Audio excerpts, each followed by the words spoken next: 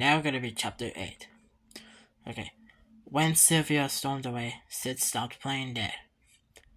Oh, I hate to break your heart, the sloth said instinctively. Diego's eyes glanced with a hard, hungry glint. Alright, thanks, Sid said. You can put me down now. Diego didn't move. Sid gulped nervously. Sylvia! Sid screamed, panic making his voice harsh. Sylvia!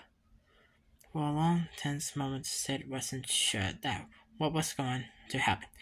The man with his huge shadow flowed around the corner. Let's get moving before the pass closes, he said.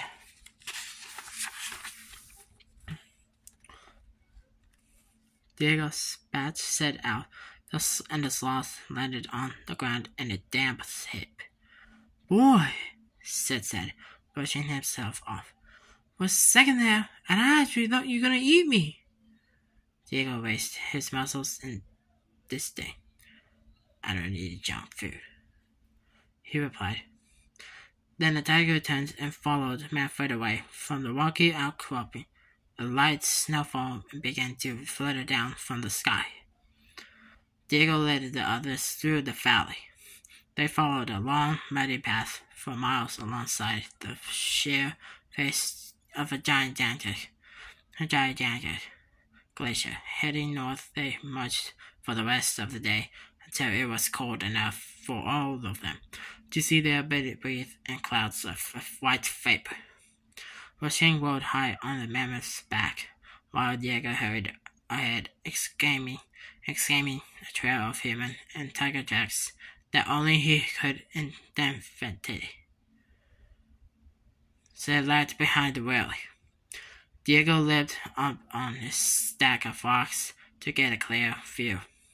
He twitched his nose in an uneasy gesture as he scanned the landscape.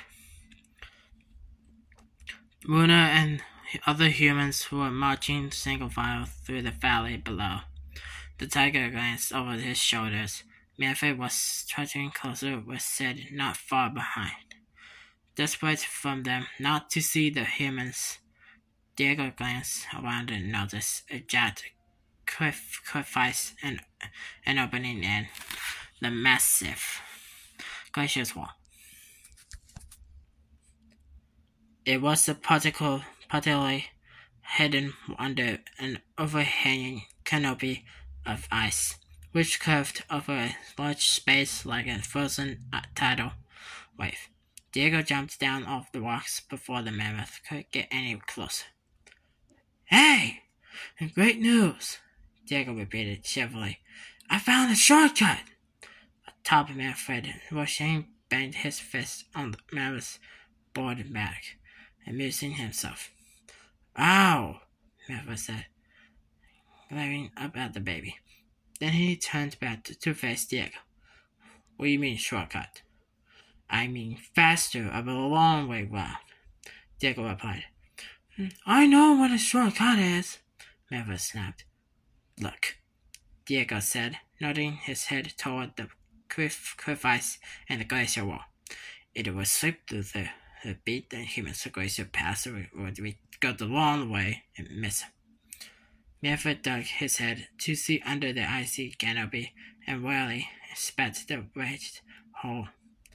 Through there, he asked. His hulking body would barely squeeze through the cliff ice if it fed at all.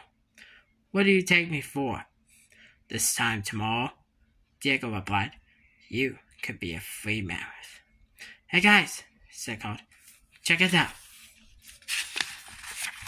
The sloth sauntered up to Diego and Manny. He had broken an icicle in half and now held a piece of each side of his neck, giving it the illusion that had been impaled. He staggered, pretending to gasp and gurgle. Manfred rolled his big eyes at the ridiculous sloth and pointed at the hole in the ice. Sid, he called. The tiger found a shortcut. Sid gazed up at the towering glacier above the cliff ice its height was dizzying, the very top disappearing into faraway clouds. "No thanks," he said. "I choose life." He turned away and continued along the trail, straight closer to the spot where Diego had looked down into the valley. Diego stepped in front of the sloths, cutting him off. "Then I suggest you take the shortcut," he snarled. Sid blinked at the tiger suspiciously. "Are you threatening me?" "Move, sloth!" Diego roared. The tigers exploded, thundering below echoed through the mountains, rumbled and vibrating along their overload caps of snow. The reverberations shattered the vast ice crust, and the colossal frozen sheet crumbled, wobbling down the mountain in a hollowing avalanche. "Where to go, tiger?" Sid complained as the churning mass of snow careening straight toward them. Diego roared around and bared his sharp fangs at the sloth. But instead of swiping a paw off Sid's head, he shouted, "Quick! Inside!" When he saw the approaching avalanche, they ran under the glacier's overhanging canopy near the crevice. Just as they reached safety, the avalanche hit in a thundering cascade. The overhang shook violently as the snow bumbled its curved roof. Sid glanced up at the ceiling of the icy shelter and gulped in terror. Long, sharp icicles dangled overhead, wobbling dangerously. The animals huddled together, expecting to be bruised by icicles at any moment. Rasheen held on tightly to Barefoot's face, burying his face in the mammoth's back. The roar of the avalanche suddenly stopped. It was over, and instead, as the snow settled, the icicles remained where they were. The trio glanced at the spot where they had entered the cave-like space to escape the avalanche. A 30-foot wall of snow now blocked the exit to outside world. The crack in the glacier afforded the only possible path. "Okay," Barefoot said. "I vote shortcut." A few more minutes later, in the tunnel beyond the crevice, the animals slowly made their way between enormous, strangely sculpted blocks of ice. Sunlight flooded weakly through the frozen mountain, sputtering random line beams and fudge-accurate, shadowing designs on the path. As Diego led the way, the glacier creaked and groaned under its own weight. Cracks in the ice rang out like gunshots, causing spiderwebs patterns to appear on the frozen surface. "Come on, guys," Diego called as he turned to the corner. His voice echoed. "Stick together. It's easy to get lost in here." Manfred and Sid rushed to catch up to the tigers. As soon as they rounded the bend in the tunnel, they were greeted by a dazzling natural display. They stared in awe at the forest of thin icicles extending from floor to ceiling in the wide chamber. The icicles looked incredibly delicate, like strands of hand-blown glass. The sound of slowly dripping water added spooky atmosphere to the beautiful room. Gaping in amazement, Sid paid no attention to where he was walking. He bashed his forehead on low-hanging icicle and fell to the floor dazed. "Hey, guys!" he called out. Sid's eyes widened when he noticed something staring at him from behind the ice. "Ah!" He started to yell. Then he realized there was only a fish frozen in the ice, and continued on his way. He turned to enter a long corridor's wall, a huge snarling dinosaur was encased in the ice. Sid shuddered and looked around for his companions. He spotted them ahead and hurried to catch up, stopping only briefly to study a series of frozen amabolic balls that resembled the evolutions of a sloth that looked just like Sid. When he reached Manfred and Diego, they were passing the slippery, saucer-shaped UFO trapped in the frozen wall. Manfred glanced at Sid with annoyed expressions. "Will you keep up, please?" he scolded, passing under a low, icy shelf. "It's hard enough to keep track of one baby." Washington crawled off Manfred's back and scampered onto the overhanging ledge. He giggled happily as he explored. At the rear of the ledge, he was sleek, slope. Washington pushed himself onto the ice slide and instinctively slipped down to it. The baby shot past the others into another slick tunnel. Racing out of the sight, the animals took off after them. They had only taken a few steps before stumbling onto the board slide of their own. They slipped down, gushing into a huge pipe of ice. They zoomed off in different directions, whipping, bouncing, and careening through sleek frozen funnels as though they were on a gigantic roller coaster. Up ahead, Washington whooshed through a steep bend, gliding on his fur diaper and laughing with glee.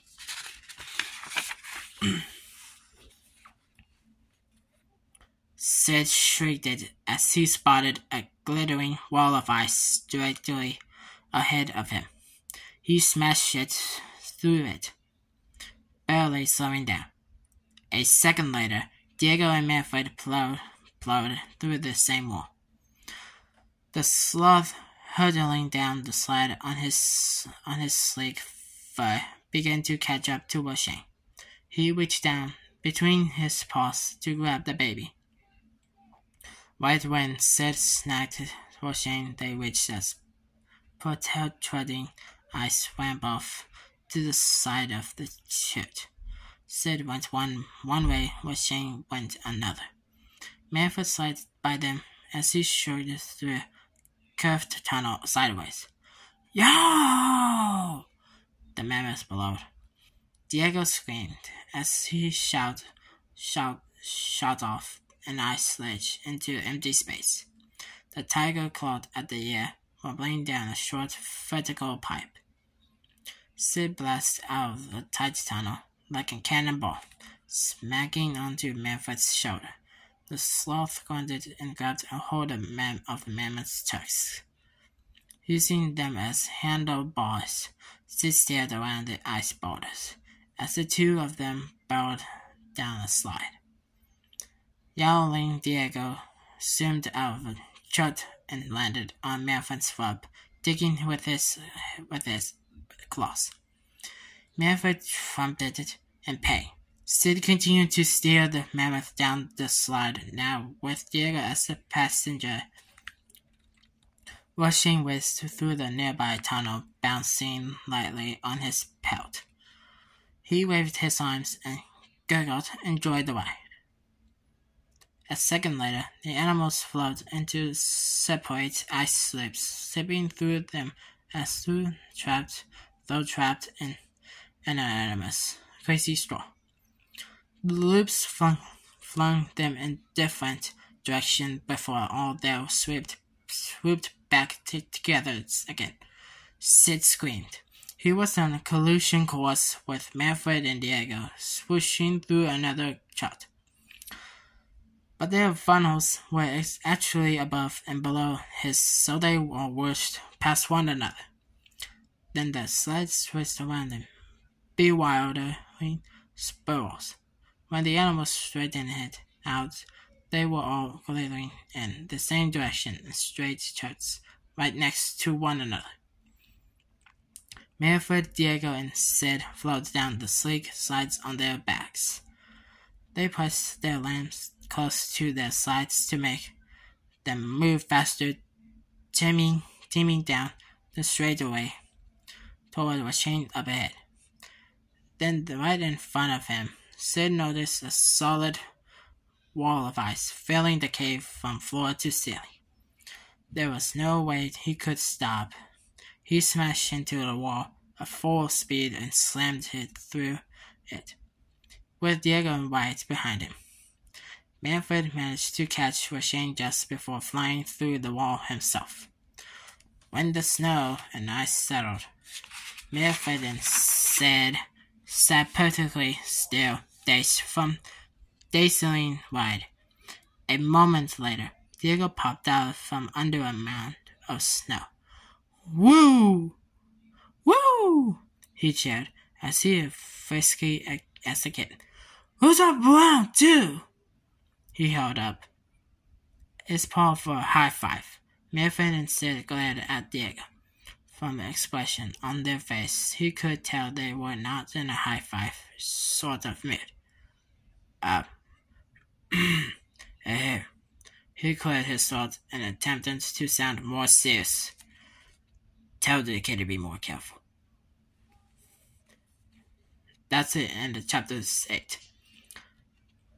Until with chapter 9 to continue tomorrow morning. Just until tomorrow.